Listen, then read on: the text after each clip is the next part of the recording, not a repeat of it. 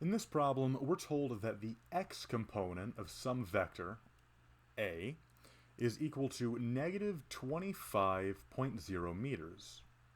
We're also told that the y component of this vector, so a sub y, is equal to positive 40.0 meters.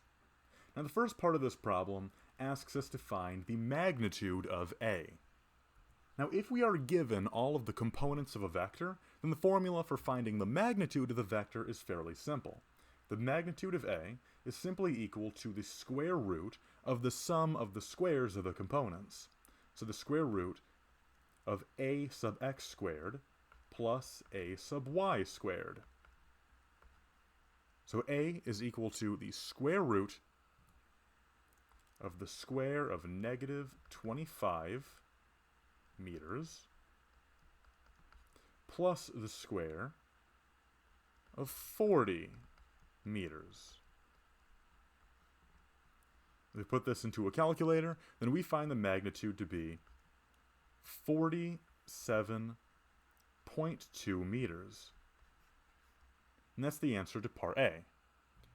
Part B of the problem asks us to find the angle between the direction of A and the positive horizontal axis, or the positive x-axis. Once again, there's a fairly straightforward formula for this. The angle theta is going to be equal to the inverse tangent of the y component of the vector divided by the x component of the vector. So we're looking for the inverse tangent of the y component, which is 40 meters, divided by the x component, which is negative 25 meters. If we put this into a calculator, and remember to keep your calculator in degree mode if you're looking for an angle in degrees, or radians mode if you're looking for an angle in radians, your calculator will give you an angle of about negative 58 degrees. Now you might be tempted to think that this is your answer, but remember that angles are a little bit tricky. You need to check and make sure that they actually make sense. Let's draw a quick and dirty diagram of this angle, using the coordinates and the components we were given in the problem, and try to figure out what sort of angle we should expect from this problem. So let's say this is our set of coordinate axes. So the components we were given in the problem is negative 25 for our x component, and positive 40 for our y component.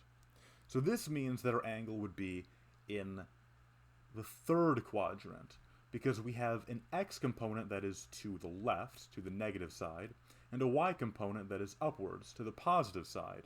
So we should expect an angle that is a positive number that is more than 90 but less than 180. Because remember that in a standard coordinate system, angles are measured positively, counterclockwise, from the x-axis, the positive x-axis.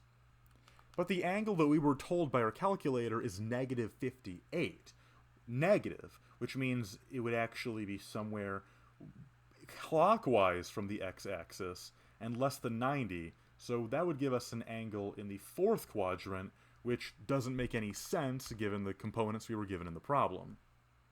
So the angle that our calculator gave us clearly doesn't make sense, and that is kind of to be expected because of the way angles work.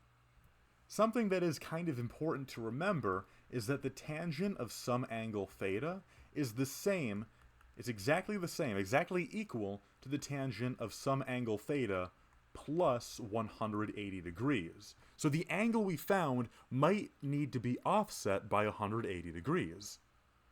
So let's take the angle our calculator gave us, negative 58 degrees, and add 180 degrees. Doing this, we find a new angle of 122 degrees. This is a positive angle, which means it would be measured counterclockwise from the positive x-axis, and it is more than 90, but less than 180, which means that would be an angle that would give us somewhere in the second quadrant. So the 122 degree answer actually makes sense. So that is what our final solution is to part B of the problem. And that is it for this problem. I hope this video helped you out, If it did, please consider subscribing, as that'll help me out in making more videos just like this. If you have a request or a question, leave a comment down below. That's all for now, and I hope you have a lovely day. Bye-bye.